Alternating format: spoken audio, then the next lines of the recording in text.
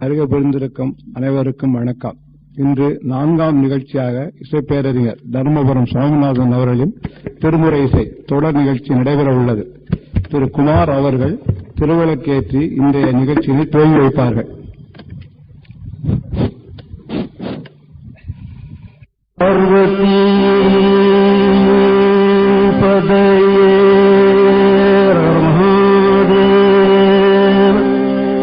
நாடுடைய சிவனே போற்றி, நாட்டவர்க்கும் இறைவா போற்றி. ககன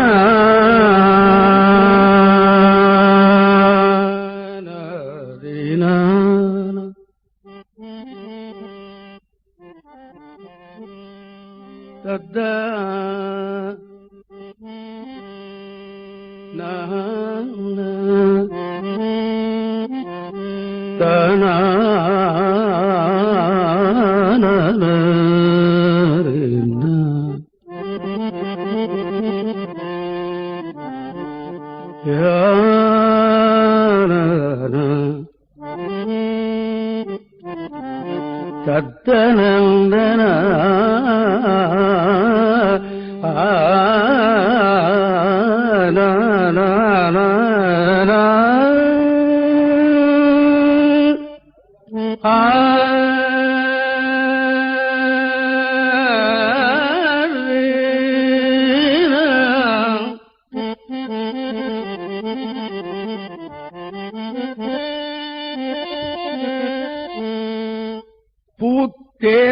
பூத்தேர்ந்தாயன கொண்டு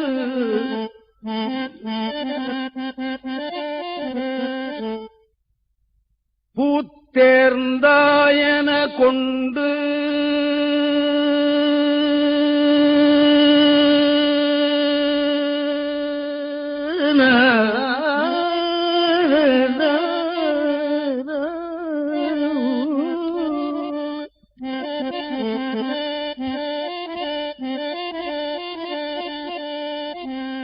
நின் பொன்னடியேத்தாதார் இல்லை,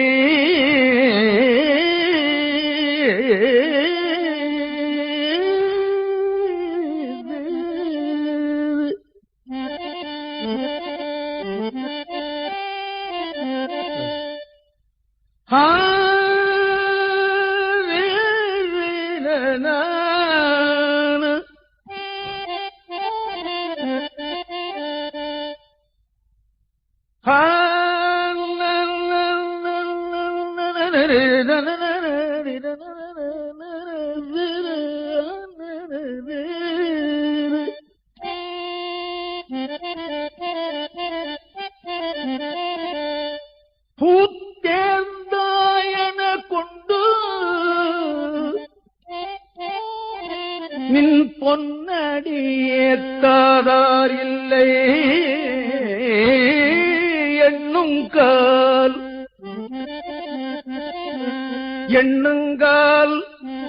நின் பொன்னடி எத்தாதார் இல்லை, எண்ணுங்கால் நின் பொன்னடி எத்தாதார் இல்லை, எத்தாதார் இல்லை.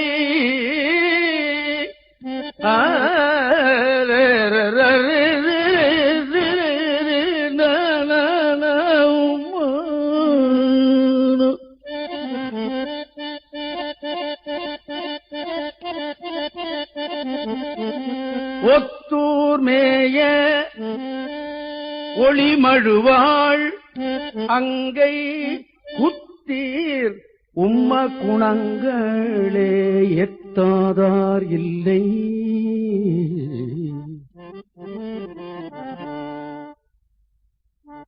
ததறின ததறின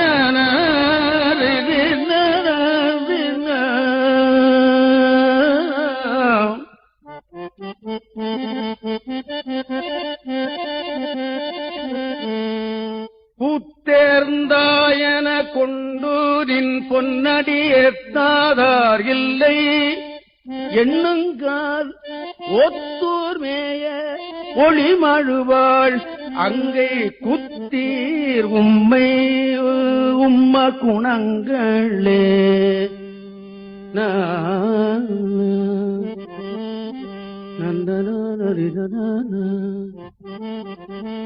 கண்ணனா ஹரே நன நன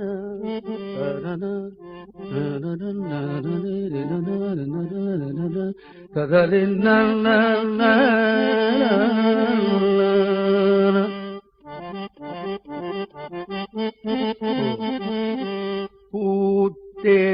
பூத்தேர்ந்தாயன கொண்டு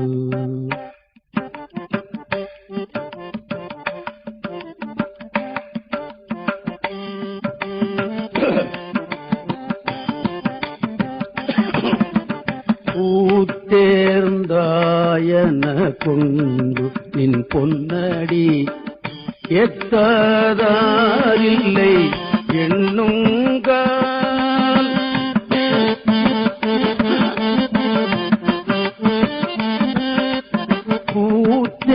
பூத்தேர்ந்தாயன கொண்டு நின் பொன்னடி ஏத்தாதாரில்லை எண்ணுங்கால்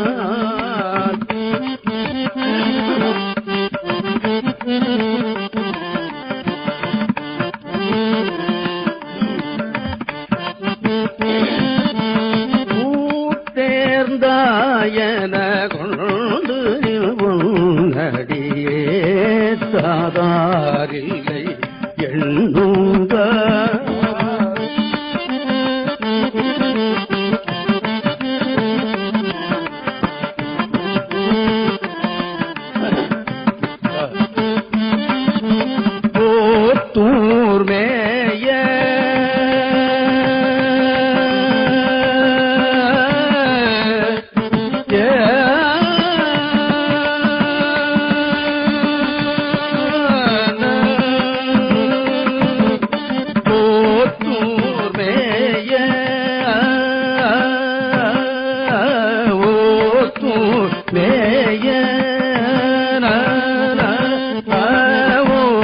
தூர்மேய ஒளிமழுவாழங்கை கூத்திரும குணங்களே ஓத்தூர் மேய ஒளிமழுவாழங்கை கூத்தீர் உம்ம குணங்களே ஓத்தூர் மேய ஒளிமழுவாழங்கை கூத்தீர் உம்ம குணங்களே பூதேராயன கொண்டு நின் பொன்னடி ஏற்காதாரில்லை எண்ணும்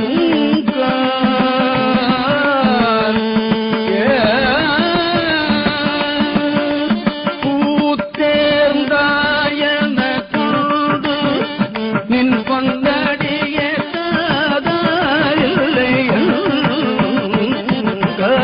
ஓத்தூர் மேய ஒளிமழுவாழங்கை கூத்தீரும்ம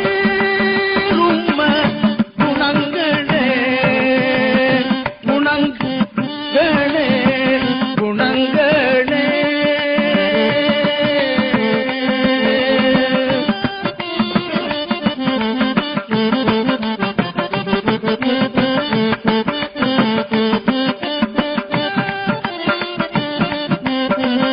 குணங்களே குணங்களே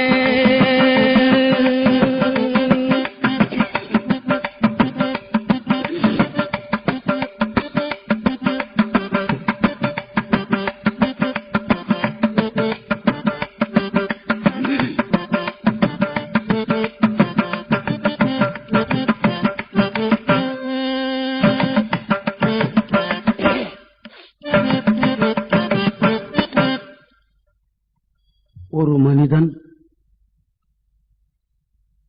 தனக்கு ஒரு தோல்வி வந்தது ஏனால் வாழ்க்கையில அந்த தோல்வியை அவன் அனுபவிக்கிற துன்பத்தை விட இன்னொருத்தன் அதை சுட்டிக்காட்டி ஏளனம் பண்ணும்போது 100 மடங்கா பெருகிவிடும் அந்த துன்பம் அல்லவா? ஆமா.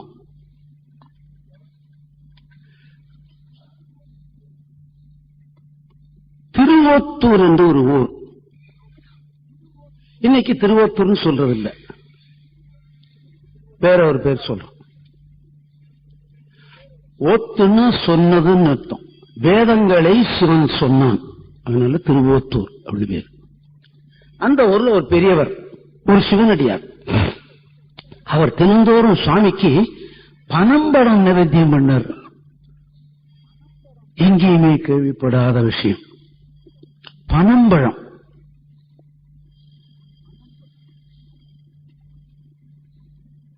அவர்கிட்ட இருந்த பனைமரம், இந்த பெண் பனைமரம் பூரா செத்து போச்சு, இருக்கிறதெல்லாம் ஆண் பனையா வந்து சேர்ந்து போச்சு. இது திருஞான சம்பந்தருடைய காலம். அது 7வது நூற்றாண்டு இல்லவா? உங்களுக்கு நினைவிருக்கும், 1300 ஆண்டுகளுக்கு முந்தி. நமது சமுதாயத்திற்கு பெரிய தீங்கு விளைத்தவர்கள் சமணர்கள், பௌத்தர்கள். அது உங்களுக்கு தெரியும். அதனால்தான் திருஞான சம்பந்தரே தோன்றினார் என்பதும் உங்களுக்கு தெரியும். இந்த சமணர்களும் பௌத்தர்களும் எள்ளி நகையாட ஆரம்பிச்சிட்டாங்க. ஓய் சிவனடியார, நீ சாமிக்கு பனம்பழம் நிவர்த்தியம் பண்ணில்ல, அதனாலதான் பனைமரம் எல்லாம் பெண் பனைமரம் செத்து போய் ஆண் பனைமரமா போச்சு, போ உன் தொண்டு க்ளோஸ் அப்படின்னு ஏளனம் பண்ண ஆரம்பிச்சிட்டான். இந்த சுவாமிக்கு பனம்பழம் நிவர்த்தியம் பண்ண முடியலையேன்னு ஒரு வருத்தப்படுவதை விட இவங்கள் ஏளனம் பண்றதுதான் பெருசா போச்சு இல்லையா? சுவாமி கிட்ட சொல்லி வருத்தப்பட்டார், இப்படி எல்லாம் ஏளனம் பண்றாங்களே, நான் என்ன பண்ணுவேன் அப்படின்னு. திருஞான சம்பந்தர் அந்த ஊருக்கு வந்தார். அவர்கிட்ட இந்த வருத்தத்தை சொல்லி அழுதார் அந்த சிவனடியார். உடனே என்ன பண்ணார், அந்த பனைமரத்துக்கிட்ட போய் நின்னார் திருஞான சம்பந்தர். ஒரு பதிகம் பாடி இருக்க கூடும், அந்த பதிகம் நமக்கு இப்பொழுது கிடைக்கல இல்லையா? ஆமா, எத்தனையோ பதிகங்கள் கிடைக்காமல் போச்சு. கிடைக்கலன்னு வருத்தப்பட்டது ராஜராஜ சோழன் ஒருத்தந்தான். அவன்தான் உண்மை சைவன்.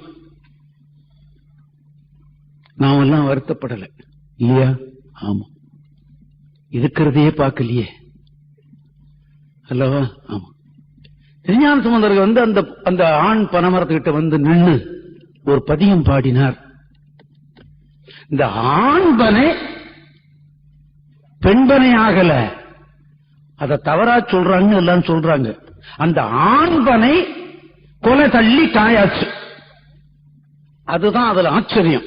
சுவாமி அப்படித்தான் சொல்றாரு, குறும்பை ஆண்பனை ஈண் கொலை ஒத்தூர் அப்படின்னு சொல்றாரு. இந்த தேவாரத்தினுடைய சக்தி, அருள், தெய்வீகம் அந்த ஆண்பனையை பெண்பனையை போல கொலை காய்க்க வைத்து விட்டது என்பதுதான் இதுல முக்கியமான பொருள். கடைசி பாட்டில் அதைத்தான் அவர் சொல்றார்.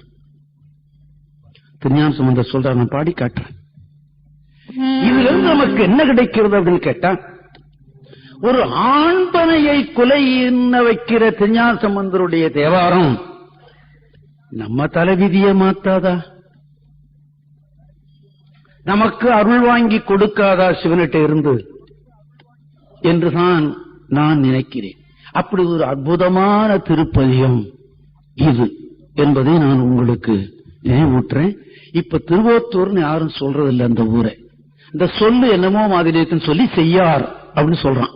பக்கத்துல செய்யார் ஆறு ஓடு, அதனால செய்யார்னு சொல்றான். அதான் திருவோத்தூர். இப்ப நான் சொல்றேன் பாருங்க, குறும்பை ஆண்பனை ஈழ்குலை ஓத்தூர் அரும்பு கொன்றை அடிகளை பெரும்புகலையுள் ஞான சம்பந்தன் சொல் விரும்புவார் வினை வீடை என்பதுதான் கடைசி பாட்டு அல்லவா? ஆம். குறும்பை ஆண்பனை எங்குலை ஓத்தூர் குறும்பை ஆண்பனை எங்குலை ஓத்தூர் குறும்பை ஆண்பனை எங்குலை ஓத்தூர் அரும்பு கொன்றை அடிகளே பெரும் புகலியுள்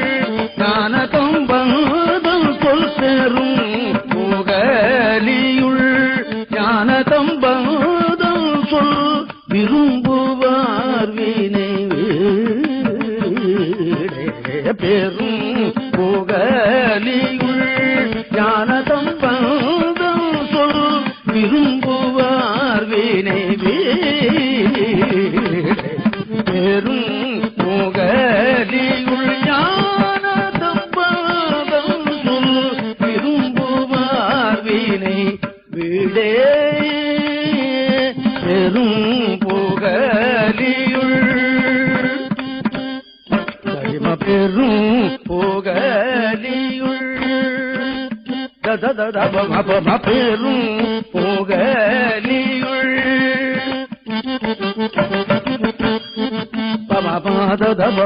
மகரி சக்கரி சக்கரி பெரும் புகழியுள் கத்தரி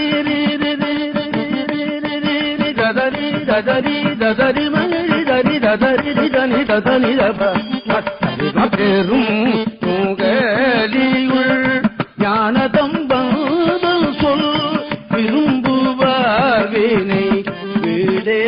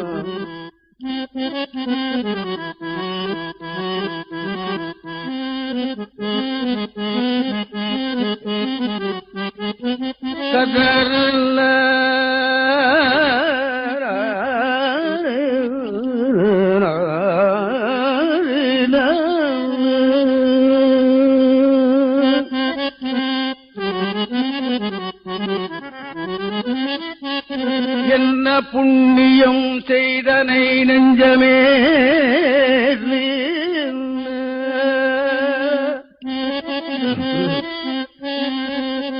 என்ன புண்ணியம் செய்தனை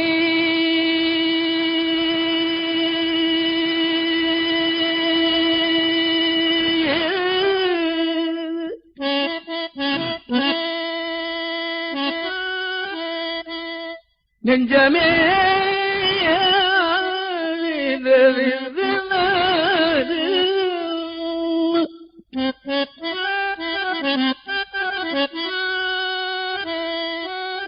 நெஞ்சமே என்ன புண்ணியம் செய்தனை நெஞ்சமே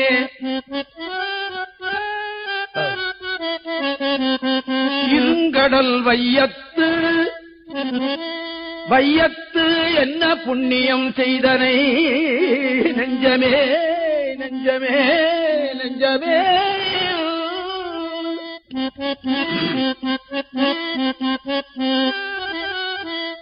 இருங்கடல் வையத்து முன்னை நீ புரி நல்வினைப் பயம் நல்வினைப் பயம்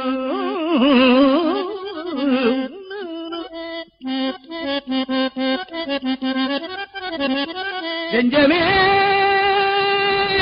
முன்னை நீ புரி நல்வினைப் பயன் இடை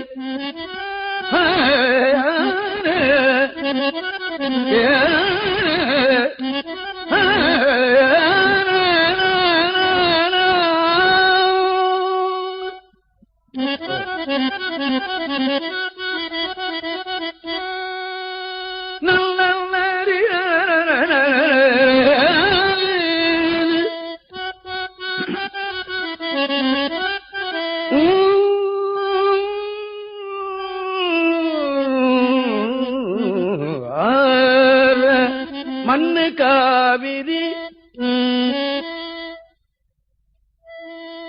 முழுமணித்தரளங்கள் மண்ணு காவிரி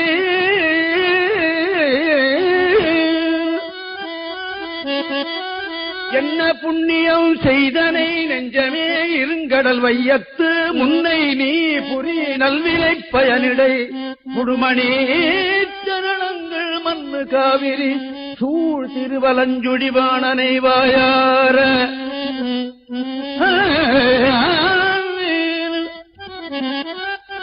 மண்ணு காவிரி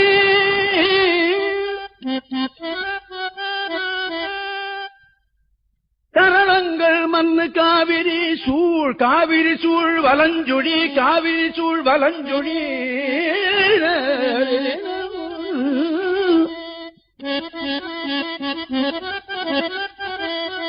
வாணனை வாயார வலஞ்சுழி வாணனை வாயார பன்னி ஆதரித்து ஏத்தியும் பாடியும் வழிபடும் அதனாலே என்ன புண்ணியம் செய்தனை நெஞ்சமே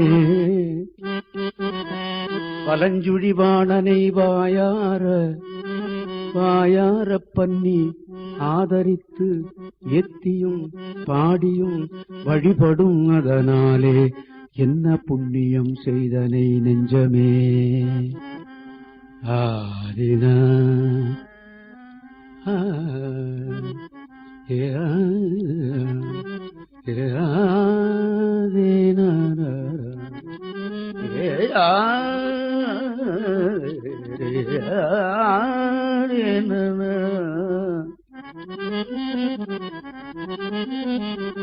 தத்தரனரேன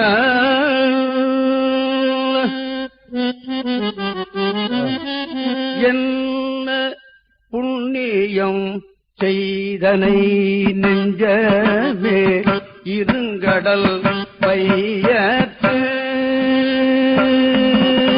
என்ன புண்ணியம் செய்தனை நெஞ்சமே இருங்கடல் பையது புண்ணியம் செய்தனை நெஞ்சமே இருங்கடல் வையத்து முன்னை நீ பூரி முன்னை நீ பூரி ரீத முன்னை நீ பூரி முன்னை நீ பூரி கரித கரித கரித கரித முன்னை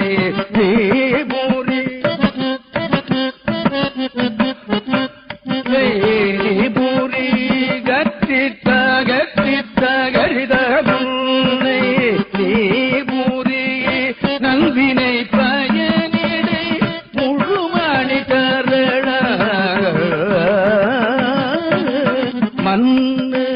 காவிரி சூழ்திரு வல்லஞ்சூழி வாணனை வாயா பன்னி ஆதரித்து எத்தியும் பாடியும் பன்னி ஆதரித்து எத்தியும் பாடியும் வழிபாடும்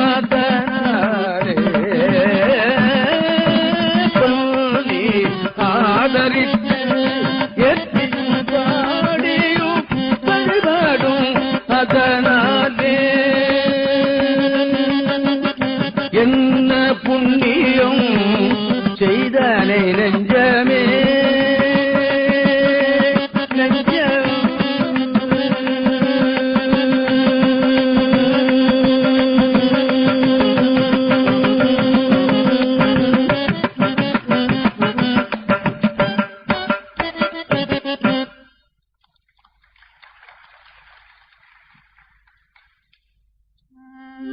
ஒரு ஊருக்கு செல்லுவதற்கு பல வழி உண்டு. அதுபோல நமக்கு புண்ணியமோ பாவமோ வருவதற்கு 3 வழிதான் தேவாரத்திலே சொல்லப்படுகிறது. மீண்டும் ஒரு தடவை சொல்றேன். நமக்கு புண்ணியம் வருவதற்கோ அல்லது பாபம் வருவதற்கோ 3 வழி. தேவாரம் திருஞான சம்பந்தர் சொல்றாரு. இத அந்த பாபம் எப்படி வரும் அப்படின்னு கேட்டா, மனத்தினால தீங்க நினைக்கிறதுல பாபம் வரும். 1. வாக்குனால சொல்றதுல பாபம் வரும். 2. செய்கையினால பாபம் வரும். 3. அதே மாதிரி புண்ணியம் மனம், வாக்கு, காயம், இது 3ஆலையும் புண்ணியம் வரும். புண்ணியம் வருவதற்கும் 3 வழி, பாவம் வருவதற்கும் 3 வழி.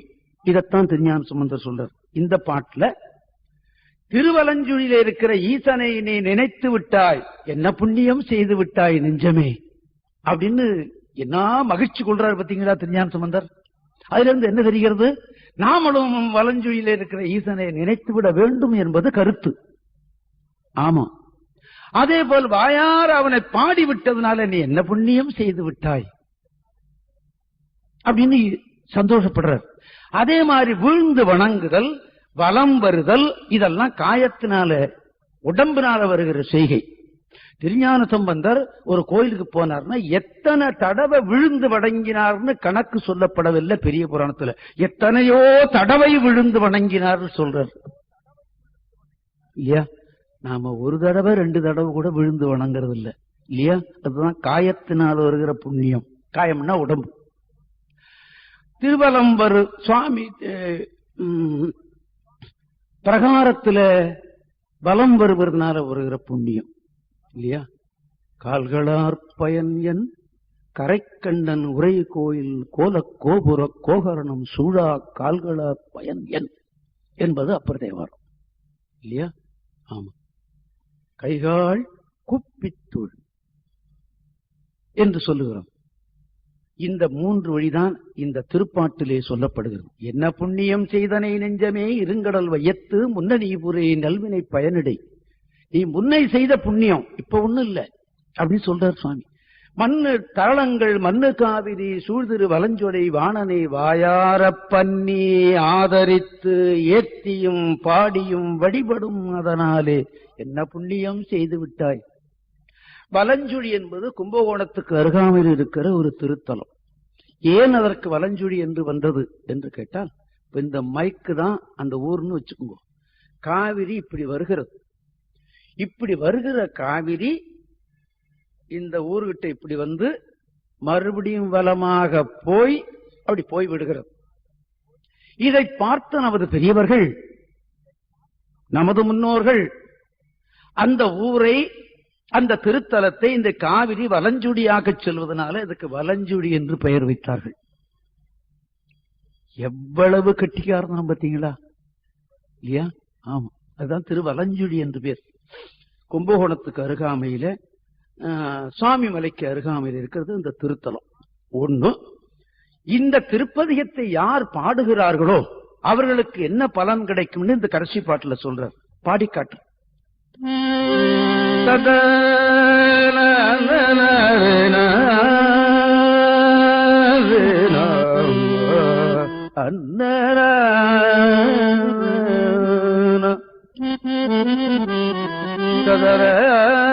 மாதோர் கூரனை வலஞ்சுழி மருவிய மருந்தினை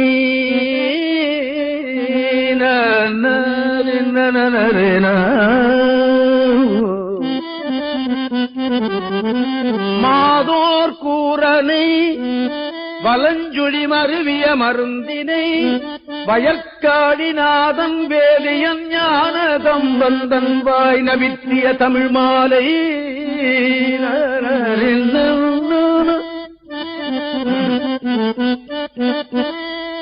காளிநாதம் வேதியன் ஞானதம் வந்தன் வாய் நவிற்றிய தமிழ் மாலை, தமிழ் மாலை ஆதரித்து இசை கற்று வல்லார் சொல்ல கேட்டு உகந்தவர் தம்மை.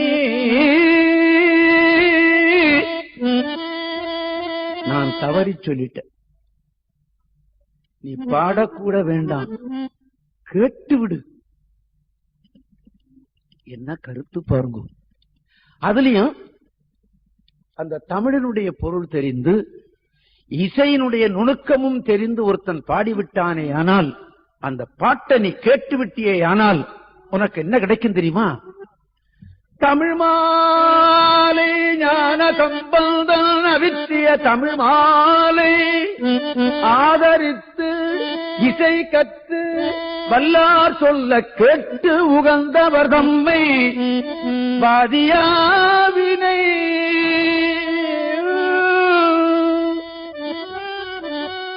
வினைவாதியா வாதியாவினை மறுமைக்கும் இம்மைக்கும் வருத்தம் வந்து அடையாவே, வருத்தம் வந்து அடையாவே.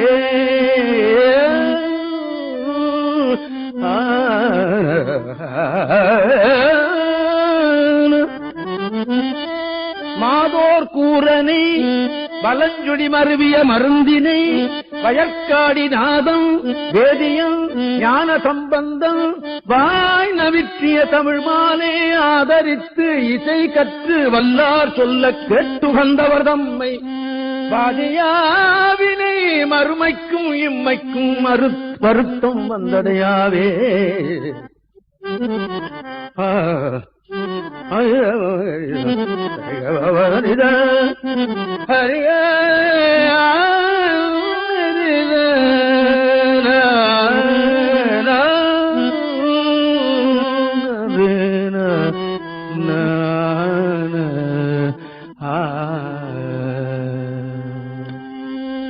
ஞானசம்பந்தருடைய திருப்பதிகங்கள் அதுக்கு ஒரு காலத்துல தேவாரம்னு பேர் இல்லை. ஞானசம்பந்தருடைய பதிகங்களுக்கு பேர் திருக்கடைக்காப்புன்னு பேர். திருநாவுக்கரசர் பாடியதுக்குத்தான் தேவாரம்னு பேர். சுந்தரர் பாடியதுக்கு பேர் திருப்பாட்டு என்று பேர். மாணிக்கவாசகர் பாடியதுக்கு திருவாசகம்னு பேர். அது என்னமோ கால வெள்ளத்துல 3 பேரும் பாடியதே தேவாரம் என்று வந்துவிட்டது. சரி, அதனால தப்பு ஒன்றும் இல்லை அல்லவா? இந்த திருஞான சம்பந்தர் என்ன பண்ணி இருக்கிறார்னு கேட்டீங்கன்னா, திருஞான சம்பந்தரும் சுந்தரரும் திருநாவுக்கரசர் நான் பாடிய பாட்டு இதை பாடினீங்கன்னா உங்களுக்கு என்ன பலன் வரும்னு சொல்லவே இல்லை. ஆனா அந்த பதியத்தை படிச்சா புண்ணியம் உண்டுன்னு மாத்திரம் ஒரு இடத்துல ஒரு சில இடங்கள்ல சொல்லி இருக்கிறார். யாரு? அப்பர். ஆனா சுந்தரரும் சம்பந்தரும் நான் பாடியது, ஆரூரன் பாடியது, திருஞான சம்பந்தன் பாடியது, இதை பாடினால் உனக்கு இன்ன பலன் கிடைக்கும்னு எழுதி வைத்தார்கள். இந்த அமைப்பு அதில் இருக்கிறது நிச்சயமாக. அப்பர் ஒரு இடத்துல கூட இப்படி திருநாவுக்கரசன் பாடியது இதை நீ பாடினா உனக்கு இன்ன புண்ணியம் கிடைக்கும்னு சொல்லவே இல்லை. ஆனா இந்த பதியத்தை படிச்சின்னா உனக்கு என்ன புண்ணியம் உண்டுன்னு ஒரு சில இடங்கள்ல சொன்னார் என்பதை நீங்கள் நினைவில் கொள்ளுங்கள். இப்போ இந்த என்ன புண்ணியம் பதியத்துல புண்ணியம் வருவதற்கு வழி சொன்னாரா? பாபம் வருவதற்கு இதே வழியை சொல்லுகிறார் திருஞான சம்பந்தர்.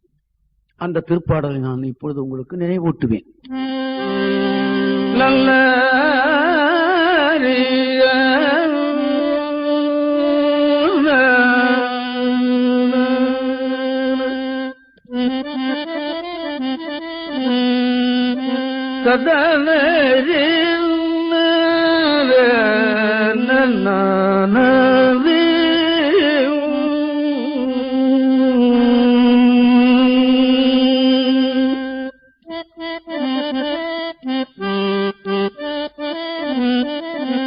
உரையினில் வந்த பாவம் உணர் நோய்கள். இது 7வது நூற்றாண்டு தமிழ் ஆனதுனாலே எளிதில் விளங்குறதில்லை. ஆமா, இன்னைக்கு இருக்கிற தமிழ் உங்களுக்கு தெரியும், அதை நான் சொல்ல வேண்டாம் இல்லையா? வேண்டாம். உரையினில் வந்த நல்ல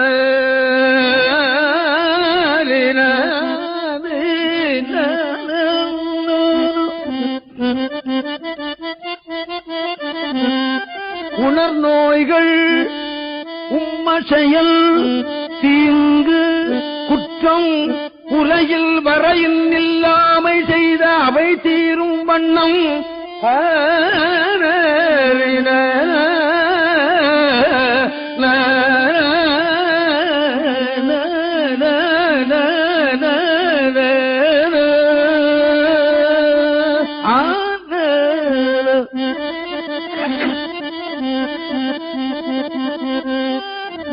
ததன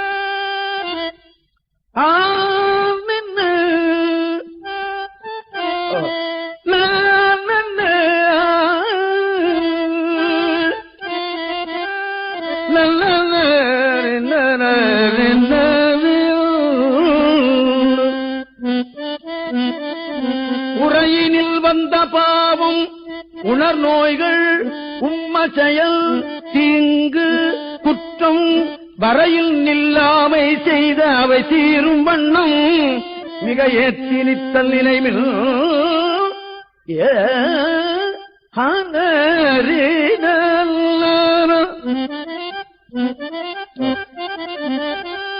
வரை சிலையாக அன்று மதில் மூன்றரித்து வளர்கங்குள் நங்கை வெறுவ திரையொலி நஞ்சம் உண்ட சிவன்மேய செல்வ திருநாரையூர் கைதொழவே வீரமோ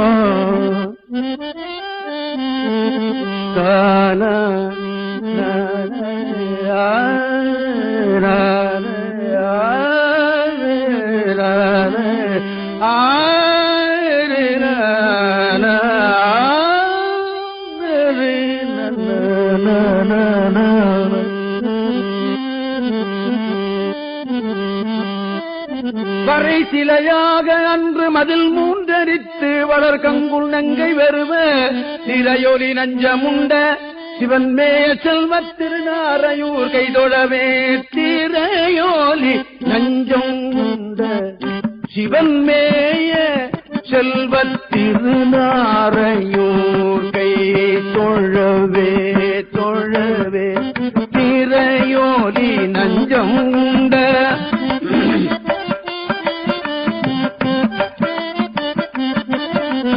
திரையோலி நஞ்சம் உண்ட சிவன்மேய செல்வ திருநாரையூரை தொழவே தொழவே திரையோலி நஞ்சம் உண்ட திரையோலி நஞ்சம் உண்ட சிவன்மேய செல்வ திருநாரையூர் கை தொழவே கைதொழவே திரையோலி நஞ்சம் உண்ட சிவன்மேய செல்வ திருநாரையூர் கை தொழவே கைதொழவே கைதொழவே கைதொழவே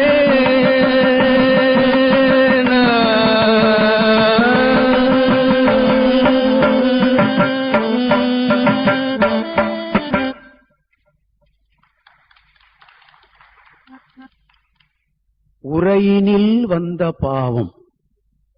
உரை என்பது வாக்கிலிருந்து வருகிற சொல். உரையினில் வந்த பாவம் உணர் நோய்கள். உணர்வு என்பது மனத்தினால் வருவது. உணர் நோய்கள் உம்ம செயல். செயல் என்பது உடல்னால வருவது. இந்த பாவத்தை மனத்தினால் செய்த பாவத்தையும் வாக்குனால செய்த பாவத்தையும் செயல்னால செய்த பாவத்தையும் ஒரு வரையறைக்குள்ளையாவது அந்த பாவத்தை நீ செய்தியா? இல்ல. வரையறைக்கு அப்பாற்பட்டு மலை போல் அந்த பாவத்தை செய்து விட்டாய். அது தீர்வதற்கு வழி என்ன தெரியுமா? என்ன வழி தெரியுமா? திருநாரையூர்ல இருக்கிற சிவனை கையால் தொழுது விடு. எவ்வளவு எளிமையான வழிபாடு பார்த்தீங்களா? ஒரு அண்டாப்பால கொட்டு, ஒரு லட்சார்ச்சனை பண்ணிவிடு. கையினால கும்பிட்டுறா மனிதா. வரைவுக்கு அப்பால வரைவுக்கு அப்பாலையும் செய்து விட்டா இந்த பாவத்தை. இது போகணும்னா திருநாரையூர்ல இருக்கிற சிவனை வணங்கி விடு. எளிமை வழிபாடு. எளிமை வழிபாடுத்தான் தேவாரத்திலே மிகுதியாக உணர்த்தப்படுகிறது. அதனால வேற ஒரு வழிபாடு வேண்டாம் என்று அர்த்தம் இல்லை. எளிமை வழிபாடு எல்லாரும் செய்ய முடியும் என்ற கருத்து தான் இருக்கும் என்று நான் எண்ணுகிறேன். திருநாரையூர் என்பது சிலருக்கு தெரிந்திருக்கும், பலருக்கு தெரியாமல் இருக்கும். சிதம்பரத்திலிருந்து 15 கிலோமீட்டருக்கும் மேற்கே அந்த தலம் இருக்கிறது. நாரை வழிபட்ட தலம் அது. உங்களுக்கு தெரியும் கழுகு வழிபட்ட தலம். அந்த கழுகை நாம பார்த்தோம் ஒரு காலத்துல. இப்ப பார்க்க முடியுமா? முடியாது. அந்த கழுகு வந்த போதே சொன்னார்கள், பாவிகள் இங்கே இருக்காதீங்கள், போய்விடுங்கள் சொன்னாங்க. இப்போ அது வரவே இல்லைன்னு சொல்லும் போது நாமெல்லாம் அப்படித்தான் எண்ண வேண்டியிருக்கிறது. அந்த கழுகு ரெண்டும் மகரிஷிகள் என்று சொல்லுவார்கள். அது அப்புறமா பார்த்துக்குவோம். இந்த நாரை வழிபட்ட தலம் அது. தூர்வாச முனிவர் சிவசிந்தனையில் இருக்கும் போது ஒரு துஷ்டன் அவரை போய் ஏதோ துன்பப்படுத்திருக்க. எப்போதுமே நல்லவர்களை துன்பப்படுத்துறதுதான் துஷ்டனுடைய வேலையே இல்லையா? அவன் செய்கிற முதல் வேலை அதுதான். அது உங்களுக்கு தெரியும் இல்லையா? ஆமா, நம்ம நாட்டில் அதுதான் இப்ப வளர்ந்து போயிருக்கிறது. ஆக அந்த துஷ்டன் அவர் சிவசிந்தனையை கலைத்தானா, நீ நாரையாக பிறக்க கடவுது போ அப்படின்னு சாபம் விட்டார் தூர்வாச முனிவர். அந்த சாபம் போக வேண்டித்தான் திருநாரையூரை அந்த வழிபட்டானாம் அந்த நாரை. ஆனால்தான் திருநாரையூர் என்று அதற்கு பெயர். அந்த ஊரிலே தான் பொல்லா பிள்ளையார் என்று ஒரு பிள்ளையார் இருக்கிறது. அது எப்படி பொல்லாத பிள்ளையார்னு இருக்க முடியும்? பொல்லா பிள்ளையார். பொல்லாதன்னா ஒளியால் செதுக்கப்படாமல் தானே தோன்றியது, சுயம்பு என்று பொருள். அது எப்படியோ பொல்லான்னு பாருங்களா? இப்ப நம்ம நாட்டில் பாருங்க, அவர்கள் என்பதை அவர்கள் சொன்னார்கள் அப்படிதான் இன்னைக்கு. என்னைக்கு 100க்கு 100 பேர் அதான் சொல்றாங்க இன்னைக்கு. ஆமா, வெள்ளக்கட்டிங்க வருது, வெள்ளக்கட்டிங்க என்னடா நமக்கு தூக்கி வாரி போடுது. இது சும்மா சாதாரணமா பேசணும்னு சொன்னா கூட பரவாயில்ல, டிவிலையும் அப்படிதான் வருது, ரேடியோவிலையும் அப்படிதான் வருது.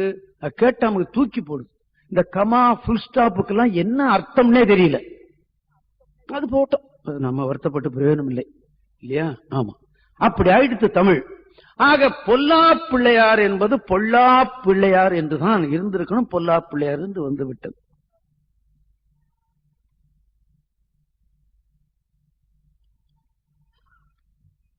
தெய்வம் நின்று கொல்லும், அரசன் அன்று கொல்வான் அப்படின்னு ஒரு சொல்லு இருக்குல்ல நம்ம நாட்டில். இது சரியில்லைன்னு நான் நினைக்கிறேன். அரசன் அன்று கொள்வான், தெய்வம் நின்று கொள்ளும். கொஞ்சம் ஸ்லோவா எடுத்துக்கும். அது எடுத்து முடிவு பண்ணி விடுதுன்னா அதை எவனும் மாற்ற முடியாது. அரசன் எடுத்த முடிவை மாற்றிக் கொள்ள முடியும். அவனே செய்து தப்புன்னு கூட சொல்லிவிடுவான். அப்படித்தானே சொன்னான் சிலப்பதிகாரத்துல. நானோ அரசன்னு சொன்னான் பாத்தீங்களா இல்லையா? ஆனா கடவுள் எடுத்த முடிவுல தப்ப முடியாது. அதனாலதான் அரசன் அன்று கொள்வான், தெய்வம் நின்று கொள்ளும் என்பதுதான் இருந்திருக்க வேண்டும் என்று நான் நினைக்கிறேன். நீங்கள் என்ன நினைக்கிறீங்களோ விட்டுவிடும். ஆக அந்த பொல்லா பிள்ளையாரை ஒரு சிவாச்சாரியார் பூசை பண்ணி கொண்டிருந்தார். ஏதோ ஒரு காரணத்தில். இதுக்கு ஆதாரம் திருமுறை கண்ட புராணம். ஆமா, இப்ப நான் சொல்ற கதைக்கு ஆதாரம் உமாபதி சிவாச்சாரியார் எழுதி வைத்த திருமுறை கண்ட புராணம் தான் இதற்கு ஆதாரம். அந்த குருக்கள் ஒரு நாள் எங்கேயோ வெளியே போக வேண்டிய ஒரு வேலை. அவருடைய பையன்தான், திருமகனார் தான் நம்பியாண்டார் நம்பி. பிள்ளையாருக்கு பூசை இல்லாமல் இருக்கக்கூடாது என்பதற்காக நம்பியாண்டார் நம்பியை கூப்பிட்டு, அப்பா நம்பியாண்டார் நம்பி, நான் வெளியூருக்கு போறேன், நாளைக்கு அந்த பிள்ளையாரை நீ பூசை பண்ணி விடு அப்படின்னு சொன்ன. அப்பா பூசை பண்றதுன்னா என்னப்பா பண்றது அப்படின்னு கேட்டான் பையன். பெரியவனா இருந்தா கேட்டிருக்க மாட்டான், சின்ன பையன். கோயிலுக்கு போ, கிணத்திலிருந்து தண்ணியை முள்ளு, சாமி தலையில அதை ஊத்து, இங்க துணி இருக்கும் அதை எடுத்து கட்டு, சந்தனம் இருக்கும் எடுத்து பொட்டு போடு, பக்கத்துல அருகம்புல் இருக்கும் 2 எடுத்து கிள்ளி வை, பூ இருந்தா எடுத்து வை, அம்மா கொழுக்கட்டை செய்து கொடுப்பா, அதை எடுத்துட்டு போய் சாமிக்கு நைவேத்தியம் பண்ணு அப்படின்னு சொன்னார். இதையெல்லாம் கேட்டுக்கிட்ட அந்த பையன், அப்பா இந்த கொழுக்கட்டையை நைவேத்தியம் பண்ணணும்னு சொல்றியப்பா, ஏப்பா அப்படின்னு கேட்டான். இவர் தூக்கி வாரி போட்டு, சாமி சாப்பிடறதுக்குடா அப்படின்னாரு. சாமி சாப்பிடுமாப்பா அப்படின்னு கேட்டான். ஏன்னா இவர் கொடுத்த போது அந்த பிள்ளையார் சாப்பிட்டு பழக்கம் இல்லை. இவருக்கு என்ன பண்ணுவாரு? பையன்கிட்ட போய் கொழுக்கட்டையை பிள்ளையார் சாப்பிடாதுன்னு சொல்லுவதற்கு விருப்பப்படல, சாப்பிடும்னு சொல்றதுக்கும் சொல்லுவதற்கு இல்லை. சாப்பிடாதுன்னு சொல்லுவதை விட சாப்பிடும்னு சொல்றது ரைட்டு நினைச்சு சாப்பிடும்டான்ட்டார். அப்ப நான் சரிட்டான். அதனால்தான் வாரியார் சாமி அடிக்கடி மேடையில சொல்லுவார், சின்ன குழந்தைகளை வச்சுக்கிட்டு வீட்டுல இருக்கிற தகராறு எல்லாம் பேசாதீங்க, அதுக்கு அந்த பச்சை குழந்தைகளுடைய நெஞ்சில் அது ஏறக்கூடாது. வீட்டுல இருக்கிற கட்ட நட்டங்களை குழந்தைகளை வச்சுக்கிட்டு பேசாதீங்க அப்படின்னு சொல்லுவார் வாரியார் சாமி. எவ்வளவோ சொன்னார் நம்ம குடும்பத்தை பத்தி எல்லாம், நாம கேட்கல இல்லையா? ஆமா.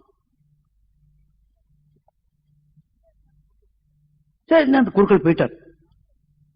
மறுநாள் பையன் போனான். அவர் சொன்னபடியே தண்ணியை ஊத்தினான், பொட்டு போட்டான், அருகம்புள்ள கிள்ளி வச்சான். அம்மா கொடுத்த டிஃபன் பாக்ஸ் எடுத்துட்டு போய் அதுல கொழுக்கட்டை 10 கொழுக்கட்டை இருந்தது, அதை எதுக்க வச்சு சாப்பிடுங்க சாமி அப்படின்னா. குழந்தை உள்ளம்,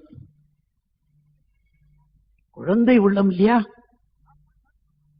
சாப்பிடுங்கன்னு சொன்னான். அவருக்கு சாப்பிட்டு பழக்கம் இல்லை. இந்த குறுகளையா சாப்பிடும்படி சொன்னாரோ என்னமோ. நாம கோயிலெல்லாம் இப்ப பாக்குறோம், திறந்து காட்டி விட்டு ஒருவேளை இந்த பிள்ளையாரு எடுக்கணும்னு நினைச்சாலும் இவங்க எடுக்க விடுவாங்களோ என்னமோ. நான் அப்படி சொல்றேன்னு என்று தவறா எண்ணி விடாதீர்கள். என்னுடைய குருநாதன் ஆகிய மதுரை சன்னிதானம் அவர்கள் சொல்லுவார்கள், ஒரு டம்ளர் பாலை எடுத்துக்கொண்டு போய் பாதி பாலை ஒரு டம்ளர்ல ஊத்தி வச்சுவிட்டு பாதி பாலை சாமிக்கு வச்சு நைவேத்தியம் பண்ணிப்பார். நைவேத்தியம் பண்ண பால்ல சுவை குறைச்சலா இருக்கும், நைவேத்தியம் பண்ணாத பால்ல சுவை மிகுதியாக இருக்கும் அப்படின்னு சொன்னார். அப்படின்னா என்ன அர்த்தம்? பாலுடைய சுவையை ஆண்டவன் உண்டு விடுகிறான் என்றுதான் அவர் மேடையில் அப்படிதான் சொல்லுவார் மதுரை சன்னிதானம். அதுபோல கொழுக்கட்டையினுடைய தன்மையை அவன் உண்டு விடுவான், அது வெளியே தெரியறதில்லை. இது குழந்தை. கொழுக்கட்டைய பிள்ளையார் சாப்பிடுவார்னு அப்பா சொன்னாரே, கொழுக்கட்டைய பிள்ளையார் சாப்பிடலையே, அப்ப நாம கொடுத்தது தப்போ அப்படின்னு எண்ணுகிறான் இந்த பையன்.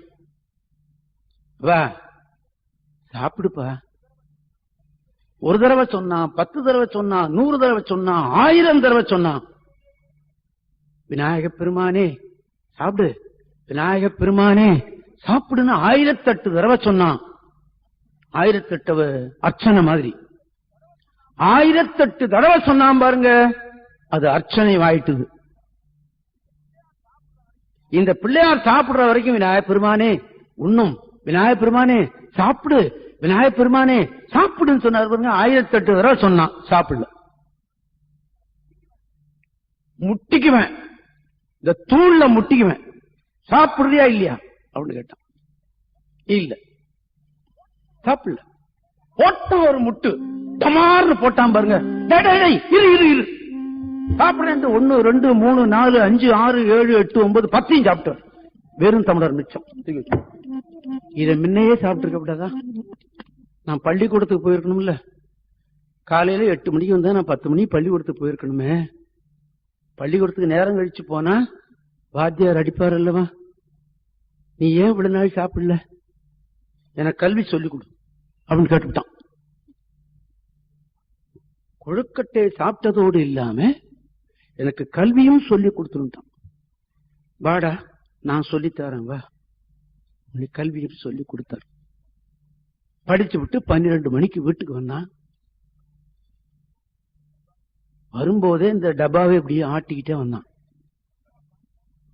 அந்த அம்மா பார்த்தா பையன் கோயிலுக்கு போனா என்ன வரலையே, பார்த்தா இந்த பையன் அப்படியே ஆட்டிக்கிட்டே வர்றானா, அது கொழுக்கட்டை இல்ல போல் இருக்கேன்னு நினைச்சா அந்த அம்மா. கொண்டு போய் திறந்து பார்த்தா கொழுக்கட்டை இல்ல.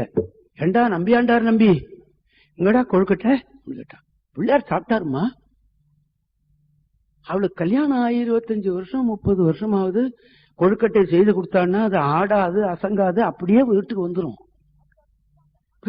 சாப்பிட்டாருன்னு சொல்லதான் அந்த அம்மா நம்ப முடியல. எப்படிடா சாப்பிட்டுருப்பாருன்னு கேட்கறதுக்கு அந்த அம்மாவுக்கு இஷ்டம் இல்லை. மறுநாள் வீட்டுக்காரர் வந்தாரு, இதை சொன்னார். அவருக்கு ஆச்சரியம் தாங்க முடியல. நம்பியாண்டார் நம்பிய கூப்பிட்டு கேட்டார், சாப்பிட்டதுப்பா, முதல்ல சாப்பிட மாட்டேன்னுட்டார், பிடிவாதம் பண்ணிட்டார். 1008 தடவை சொன்னப்பா, அப்புறம் முட்டிக்குவேன்னு சொன்ன, அப்புறம் தான் சாப்பிட்டார். சாப்பிட்டாரா? சாப்பிட்டாரு, தூக்கி வாய்ப்பு. இத சாப்பிட்டாரா? இத நாம கண்ணால பார்க்கணுமே அப்படின்னு நினைச்சாரு இந்த குருக்கள். சரிடாப்பா, நான் இன்னைக்கு வெளியே போகணும், இன்னைக்கு நீ பூசை பண்ணிவிட்டு பிள்ளையார கொழுக்கட்டை சாப்பிட்டு சொல்லு. சரிப்பா அப்படின்ட்டு. அதே மாதிரி குருக்கள் ஒரு பக்கம் ஒளிஞ்சுகிட்டு இருந்து பார்த்தார். கொழுக்கட்டை கொண்டு வச்சான், பையன் சாப்பிடல. 1008 தடவை சொன்னா, விநாயக பெருமானே விநாயக பெருமானே விநாயக பெருமானே, சாப்பிடு சாப்பிடு சாப்பிடுன்னு சொன்னார். சாப்பிடல. நேற்று சாப்பிட்டில, முட்டிக்குவேன் பாரு மறுபடியும் சொல்லி போய் முட்டிக்க போனான் பாருங்க, சாப்பிட்ட. சாப்பிட்டத குருக்கள் பார்த்துட்டார். எப்படி இருந்திருக்கும்? இத்தனை நாள் நாம செய்த பூசை சரியா, இவன் செய்த பூசை சரியா? சிவகோசரியார் நினைத்தார், இத்தனை ஆண்டு காலமாக நாம பூசை பண்ணமே, அது செய்தது சரியா? இன்னைக்கு பன்றிக்கறியை கொண்டாந்து சாமி வாயில ஊட்டுகிறானே கண்ணப்பன், இது சரியா? சிவகோசரியாருடைய கனவுல போய் திருக்கண்ண காலத்தீசன் சொன்னானா, சிவகோசரியாரே அவன் எப்படி பூசை பண்றான் தெரியுமா, கேளும் என்று சொன்னதாக பெரிய 11ஆம் திருமுறையில் இருக்கிறது. அந்த கண்ணப்பன் வாயிலே தண்ணி கொண்டு வருகிறான் தெரியுமா? ஆமா. அவன் டூத்பேஸ்ட் போட்டா பல்லு விளக்கணும், எதை பட்டது விளக்கணும்? அவன் எப்ப பல்லு விளக்கினானோ என்னமோ யாருக்கு தெரியும். மான்கறி தின்னதும் வாயில இருக்கும், பன்றிக்கறி தின்னதும் வாயில இருக்கும். அவன் பல்லு விளக்குனதே இல்லை. அந்த தண்ணியை தான் வாயில எடுத்துட்டு வந்து தூர் துப்புறான் சாமி மேல. அப்படி துப்புறான் அல்லவா? அவன் பல்லு இருக்கு பாரு, பல்லு, அது பல்லு வைரங்கள், வைடூரியங்கள், மரகதம் தெரியுமா? ஆமா. அவனுடைய தோல் வாய் என்று நீ எண்ணி விடாதே, பொன் கரசத்துக்கு மேல் உயர்ந்தது அவனுடைய தோல் வாய். மீசை அப்படி தொங்குது, அந்த மீசை அப்படி துப்புறான் பாரு, துப்பும் போது இந்த மீசையில பட்டு அந்த சாமி மேல விழுது. அது தர்பையினும் இனியதுடா என்று சொன்னானாமே காலத்து ஈசன். ஆமா. அவன் பன்றிக்கறியை கொண்டாந்து என் வாயில ஊட்டினான். அது தேவர்கள் எனக்கு கொடுக்காத அமுதம் இருக்கு பார், எனக்கு கொடுக்கிற அவனைத்தானே தின்னான்கள் இல்லையா? அந்த அமுதம் எப்படி இருந்திருக்கும் இன்னைக்குத்தான் பார்த்தேன் என்று சொன்னானாம். கண்ணப்பர் மரம் என்று ஒரு நூல்ல 11ஆம் திருமுறை, நமது 11வது திருமுறையில இருக்கிறது இது அல்லவா? ஆமா. இந்த குழந்தை கொடுத்த கொழுக்கட்டையை சாப்பிட்டான், கல்வியும் படித்தான். அந்த அவர் படிச்சுவிட்டு 10 நூல்கள் எழுதி இருக்கிறார் நம்பியாண்டார் நம்பி. ஆமா, போடு.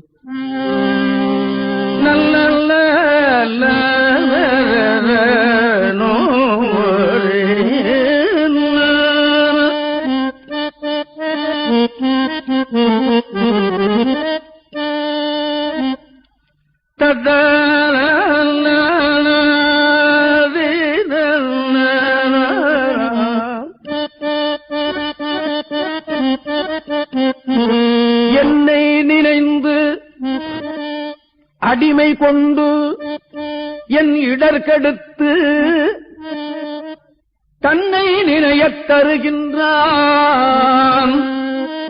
புன்னை விரசு கமழ் சோலை வியன் நாரையூர் முக்கன் அரசு மகள் அத்திமுகத்த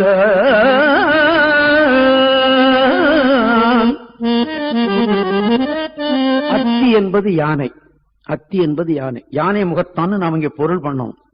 யானை முகத்தான் அத்தி முகத்தான் என்னை நினைந்து அடிமை கொண்டு எல் இடர்கெடுத்து தன்னை நினையத் தருகின்றான் புன்னை விரசு கமல் சோலை வியன்னாரையூர் முக்கண் அரசு மகள் அத்தி முகத்தான்